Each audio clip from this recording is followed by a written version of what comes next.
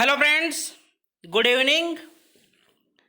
चलिए, छत्तीसगढ़ के सामाजिक परिदृश्य का आज अंतिम क्लास है, तो सभी जल्दी से जल्दी जुड़ जाइए।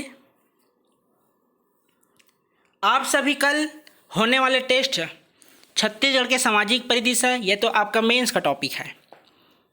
लेकिन जो जनजाति व्यवस्था है, इनकी लोक कला एवं संस्कृति है, ये प्रीलिम्स बहुत ही महत्वपूर्ण है। जनजाति लगभग आपको यहाँ से 15 से 20 क्वेश्चन देखने को मिल जाएगा प्रीलिम्स में। इसके अलावा व्यापम में देखेंगे, चाहे अन्य एग्ज़ाम जो भी होते हैं, उसमें आपको 10 क्वेश्चन मैक्सिमम ज़रूर मिलेगा देखने को जनजाति से। तो कल आप सभी तैयार रहिएगा, मैराथन टेस्ट लेंगे आप सभी का। सब लाइव कमेंट में आइएगा या कमेंट चैट में कीजिएगा, लेकिन सभी उपस्थित जरूर होंगे। तो चलिए आज बात करते हैं छत्तीसगढ़ के प्रमुख मेले, लोक महोत्सव एवं पर्यटन स्थल पे। यदि आप हमारे चैनल में नए हैं तो चैनल को सब्सक्राइब कर लीजिए, बेल आइकन को भी क्लिक कर लीजिए, ताकि समय पर आपको पूरी जानकारी मिल जाए। तो पिछली कक्षा में हमने मेले पे बात कर चुके हैं। आज हम छत्तीसगढ़ में लोक महोत्सव पे बात करेंगे। तो आइए इसे हम मैप के आधार पे समझते हैं कि कहाँ कौन सा महोत्सव आयोजित होता है। सबसे पहले देखते हैं बलरामपुर जिले पे। तो बलरामपुर जिले में तातापानी महोत्सव होता है। याद रखेंगे, तातापानी महोत्सव होता है बलरामपुर में। 2020 में आयोजित हुआ था, 13 से 15 जनवरी तक। आप नोट्स बनाते जाइए साथ ही साथ। तातापानी महोत्सव कहाँ होता है? तो बलरामपुर में। कब से कब तक हुआ है? तो 13 से 15 जनवरी तक। अगला है सरगुजा जिले में। यहाँ देखेंगे तो रामगढ़ महोत्सव होता है और कुदरगढ़ महोत्सव होता है। ये दोनों सरगुजा जिले के अंतर्गत। याद रखेंगे, जो रामगढ़ महोत्सव है सबसे पहले 1969 में आयोजित हुआ था। कब आयोजित हुआ था? 1969 में। तो ये जो दो हुए, यह आपका सरगुजा संभाग के अंतर्गत हुआ, जिसे बलरामपुर जिले में तातापानी महोत्सव और सरगुजा जिले में रामगढ़ महोत्सव और कुदरगढ़ महोत्सव। अगला देखते हैं बिलासपुर संभाग का। तो बिलासपुर संभाग में रायगढ़ जिला है। यहाँ देखेंगे तो चक्रधर महोत्सव आयोजित होता है, जो इस साल हुआ है, अभी ऑनलाइन हुआ है। ये 36वां क्रम का चक्रधर महोत्सव था। तो यह ऑनलाइन पे हुआ है अभी चक्रधर महोत्सव, जो कहाँ आयोजित होता है? तो रायगढ़ में। अगला देखते हैं जांजगीर जिला। जांजगीर जिला में 2 महोत्सव आयोजित होते हैं। एक होता है शिवरीनारायण महोत्सव, दूसरा होता है जाजल्य देव महोत्सव। जाजल्य देव महोत्सव जांजगीर में होता है और शिवरीनारायण महोत्सव शिवरीनारायण में होता है। तो ये दोनों महोत्सव कहाँ आयोजित होते हैं? तो जांजगीर में। अगला देख लेते हैं बिलासपुर में। तो बिलासपुर जिले में देखेंगे तो पहला रतनपुर महोत्सव आयोजित होता है। रउत नाचा महोत्सव आयोजित होता है, जिसका शुभारंभ कब हुआ है? तो 1978 में प्रथम बार रउत नाचा महोत्सव आयोजित हुआ था बिलासपुर में। और जो 2019 में आयोजित हुआ था वह 42वां क्रम का था, जो 16 नवंबर को पूरी प्रक्रिया रउत नाचा का पूर्ण हुआ था। इस साल जो होगा 2020 में, वह 43वां क्रम का होगा, रउत नाचा महोत्सव, जो बिलासपुर में आयोजित होता है।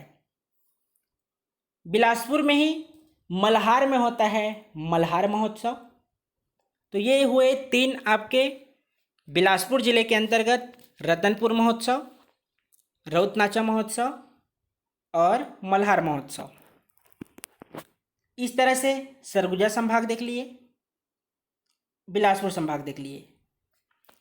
अगला देखते हैं रायपुर संभाग, फिर देखेंगे दुर्ग संभाग।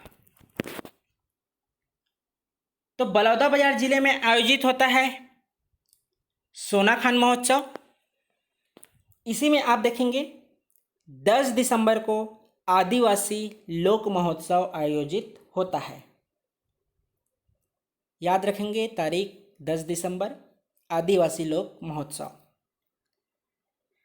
महासमुंद में देखेंगे तो सिरपुर महोत्सव आयोजित होता है, करिया ध्रुव मेला आयोजित होता है और खल्लारी महोत्सव आयोजित होता है। जो सिरपुर महोत्सव आयोजित होता है वह बुद्ध पूर्णिमा में होता है और खल्लारी महोत्सव ये नवरात्रि में आयोजित होता है। तो ये हुए बलौदाबाजार जिले में सोनाखान महोत्सव और महासमुंद जिले में सिरपुर महोत्सव, करिया ध्रुव मेला और खल्लारी महोत्सव। अगला देखते हैं रायपुर जिले में। यहाँ चंपारण्य महोत्सव आयोजित होता है। कौन सा महोत्सव? तो चंपारण्य महोत्सव रायपुर में आयोजित होता है, जिसे चंपारण्य मेला भी कहते हैं। अगला है धमतरी जिला। तो धमतरी जिले में देखेंगे तो कणेश्वर महादेव का मेला आयोजित होता है। कौन सा? तो कणेश्वर महादेव का मेला। अगला है गरियाबंद जिला। तो गरियाबंद जिला में आप देखेंगे तो राजिम का कुंभ मेला होता है, जिसे 5वां कुंभ मेला भी कहा जाता है। राजिम का पुण्य मेला जो कहाँ आयोजित होता है? तो गरियाबंद जिले में। इस तरह से सबसे पहले हम सरगुजा संभाग देखें, दूसरे में बिलासपुर संभाग देखें और ये रहा रायपुर संभाग। तो 3 संभाग का हम देख लिए कौन से जिले में कौन सा महोत्सव आयोजित होता है। ये सभी आपको डायरेक्ट एग्जाम में पूछा जाता है कि ये वाला महोत्सव कहाँ होता है, किसी भी प्रश्न को पूछे जा सकते हैं। तो आप साथ ही साथ नोट्स बना सकते हैं। अगला देख लीजिए दुर्ग संभाग। तो दुर्ग संभाग के सबसे पहले देखते हैं कवर्धा जिला। तो कवर्धा जिला कहाँ जो है दुर्ग संभाग के अंतर्गत आता है। तो कौन सा महोत्सव यहाँ आयोजित होता है? तो भोरम देव महोत्सव। जो भोरम देव महोत्सव होता है वह आदिवासी देवताओं पे आधारित होता है। जो भोरम देव है उसे छत्तीसगढ़ का खजुराहो भी कहा जाता है। दुर्ग जिले में होने वाले महोत्सव मेले की बात करें तो नगपुरा महोत्सव होता है, नगपुरा नामक स्थान पे। अगला आयोजित होता है गौरैया मेला, जो आयोजित होता है चौरेल दुर्ग में। फिर है दुर्ग संभाग के अंतर्गत अगला जिला राजनांदगांव। तो राजनांदगांव में लोकमड़ई महोत्सव आयोजित होता है। याद रखेंगे पिछले कक्षा में भी बताया था कि लोकमड़ई महोत्सव आयोजित होता है राजनांदगांव में, मड़ई महोत्सव आयोजित होता है नारायणपुर में और फागुन मड़ई मेला आयोजित होता है कोंडागांव में। तीनों अलग अलग प्रश्न हैं, तो आप सॉल्व किया कीजिए प्रश्न। इस तरह से आपको प्रश्न देखने को मिलेगा। लगेगा आपको कि सभी एक ही हैं, लेकिन प्रश्न अलग अलग होते हैं। अगला बात कर लेते हैं बस्तर संभाग में होने वाले लोक महोत्सव के बारे में, जिसमें कांकेर जिला में आयोजित होता है गड़िया महोत्सव। दूसरा इसी में देखेंगे गढ़बासला चैतरई मेला। कौन सा? पहला गड़िया महोत्सव, दूसरा गढ़बासला चैतरई मेला। याद रखेंगे जो 2019 में गड़िया महोत्सव आयोजित हुआ था वह 13वां क्रम का था और यह महोत्सव 7 दिवसीय महोत्सव होता है, गड़िया महोत्सव, जो कांकेर में आयोजित होता है। प्रश्न में पूछे जा सकते हैं गढ़वासला चैत्रई मेला कहाँ आयोजित होता है, तो यह होता है कांकेर में। अगला देख लीजिए कोंडागांव जिला। तो कोंडागांव में कहाँ क्या आयोजित होता है, तो फागुन मड़ई मेला अभी जस्ट देखे हैं। जबकि मड़ई महोत्सव आयोजित होता है नारायणपुर में। दोनों अलग अलग है, यहाँ ही देख लीजिए, एक मड़ई महोत्सव है, दूसरा फागुन मड़ई मेला है।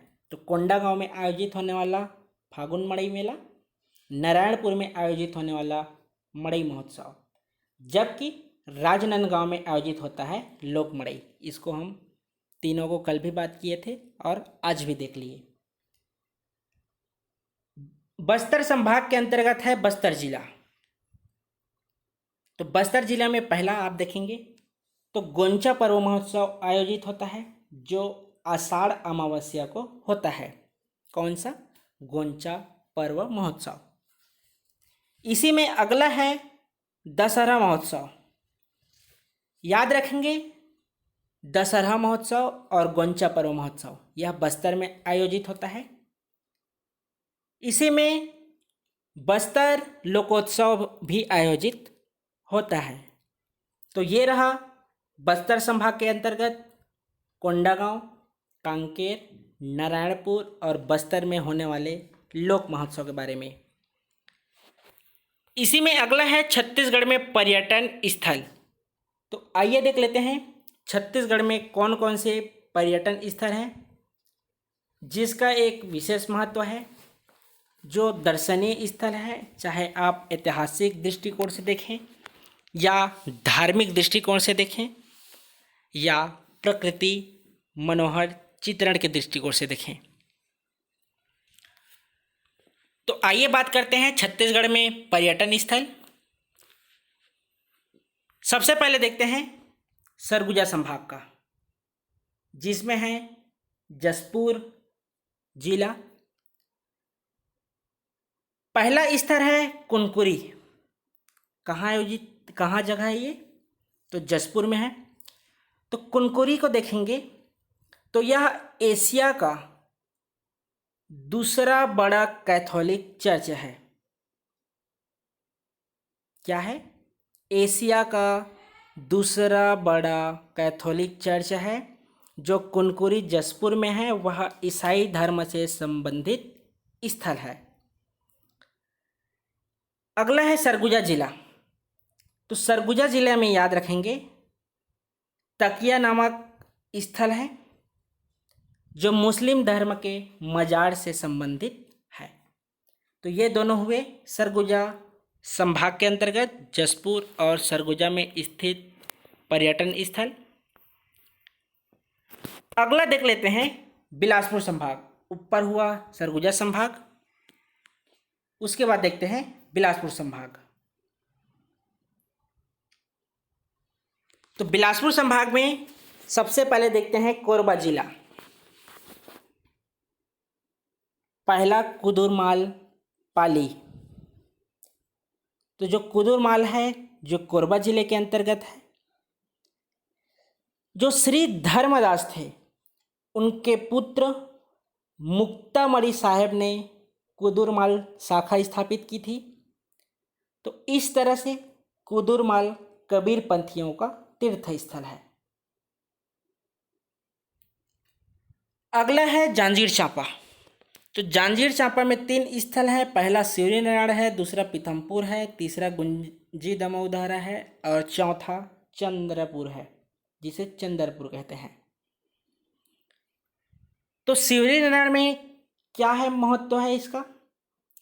तो शिवरी नारायण में देखेंगे नर नारायण मंदिर स्थित है जो वैष्णव धर्म से संबंधित स्थल है। पीथमपुर में आप देखेंगे तो महादेव मंदिर स्थित है जो शिव मंदिर है। विशेष क्या है? तो यह शैव धर्म से संबंधित स्थल है। अगला देख लीजिए गुंजी दमोदरा के बारे में। तो गुंजी दमोदरा क्या विशेष है?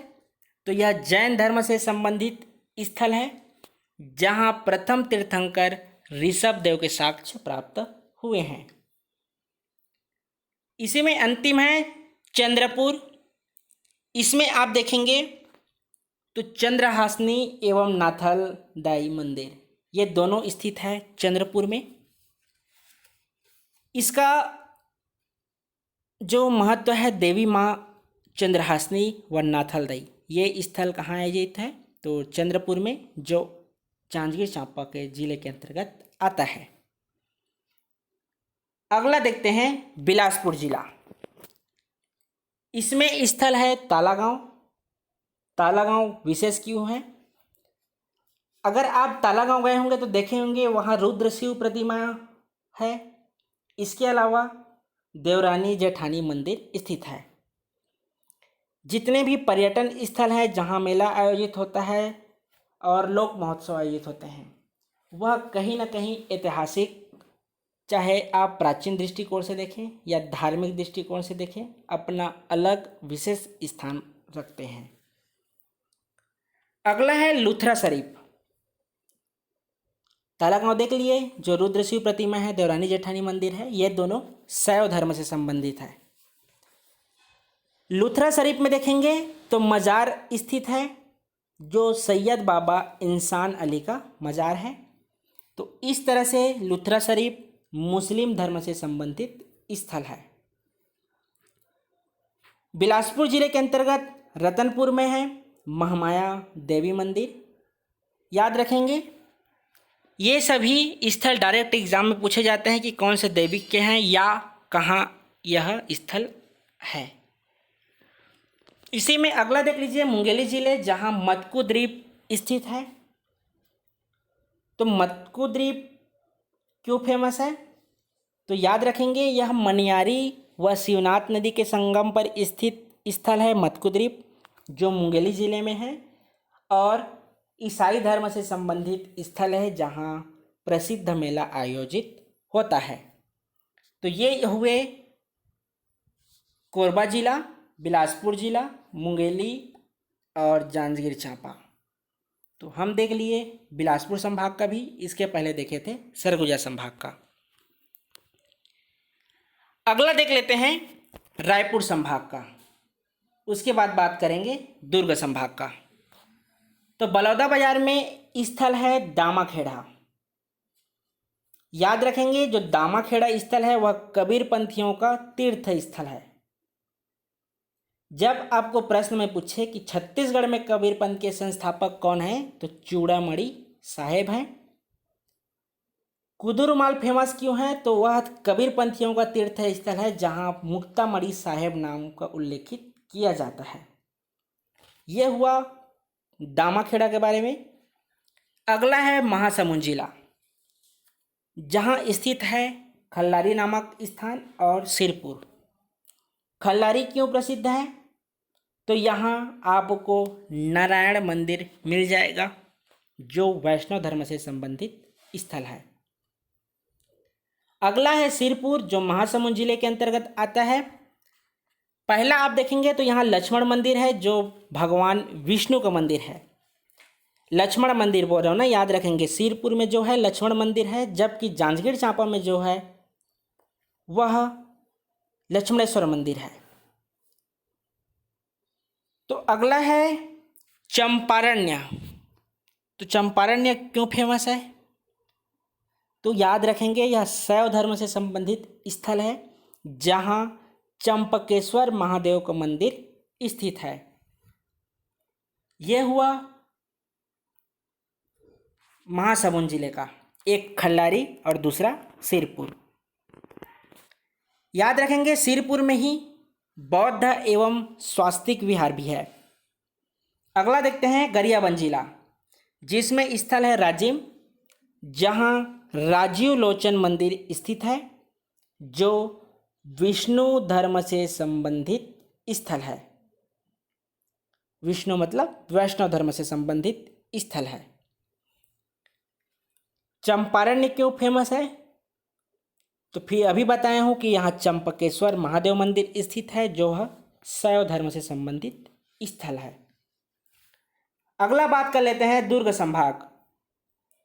तो दुर्ग संभाग में स्थल है नगपुरा, जहाँ जैन धर्म के 23वें तीर्थंकर कौन थे जी? पार्श्वनाथ जी का मंदिर स्थित है। कहाँ? नगपुरा में। याद रखेंगे 23वें तीर्थंकर पार्श्वनाथ का मंदिर स्थित है नगपुरा दुर्ग में। इसी में नोट कर लीजिए, ये रायपुर स्थल में यहाँ एक स्थल है आरंग, जहाँ भांडेल देव के मंदिर स्थित है। कौन सा? भांडेल देव। तो ये जो स्थल हैं, जहाँ बात किए जांजगीर चांपा के गुंजी दमोदरा, नगपुरा दुर्ग और आरंग रायपुर, ये जैन धर्म के संबंधित स्थल हैं। अगला देख लीजिए डोंगरगढ़, जो कौन से जिले के अंतर्गत आता है? राजनांदगांव। याद रखेंगे राजनांदगांव जिले के अंतर्गत डोंगरगढ़ नामक स्थल आता है, जहां बमलेश्वरी देवी मंदिर स्थित है। तो ये हुए दुर्ग संभाग का भी और रायपुर संभाग का भी। आइए अगला देख लेते हैं। एक स्थल है बस्तर संभाग का। कौन सा स्थल है? तो कोंडागांव। तो कोंडागांव जिले में स्थित है भोंगापाल, जो बौद्ध धर्म से संबंधित स्थल है। बौद्ध धर्म से संबंधित स्थल दो आपको मिल गए, एक सिरपुर और दूसरा कोंडागांव। कोंडागांव में कहाँ? तो भोंगापाल। इस तरह से आज की कक्षा में हुआ छत्तीसगढ़ में पर्यटन स्थल, छत्तीसगढ़ के प्रमुख मेले एवं लोक महोत्सव। देखिए छत्तीसगढ़ सामाजिक परिदृश्य पहले टॉपिक से अंतिम टॉपिक तक कंप्लीट कर चुके हैं। जो अभ्यारण्य वाला पार्ट है वह आपका छत्तीसगढ़ के भूगोल में पढ़ेंगे। इसके अलावा जो लोक चित्रकार हैं, प्रमुख संत हैं, साहित्यकार हैं, इन सभी के बारे में भी अलग से हम भूगोल में पढ़ेंगे। तो कल आप सभी तैयार रहिएगा, रिवीजन कर लीजिएगा। मैराथन प्रश्न सॉल्व करेंगे। देखते हैं जनजातियों के कितने प्रश्न बनते हैं, उसके बारे में कल देखेंगे। कल आप सभी 12 बजे तैयार रहिएगा। सभी उपस्थित जरूर होइए, क्योंकि लगातार कक्षाएं हुई हैं, आपको कक्षा प्रोवाइड किया गया है। तो आपका भी दायित्व तो बनता है कि पढ़ाई के साथ साथ प्रश्न भी सॉल्व करें। आप जितना भी पढ़ लें, यदि आपको पता नहीं है कि प्रश्न कैसे आते हैं तो कोई मतलब नहीं है आपके पढ़ाई का। इसलिए आपको प्रश्न भी सॉल्व करना जरूरी है, कि वहाँ आपको पता चलेगा कि आखिर प्रश्न पूछे कैसे जाते हैं। तो वीडियो को लाइक कीजिए, कमेंट कीजिए और अपने दोस्तों के बीच अधिक से अधिक शेयर कीजिए। धन्यवाद।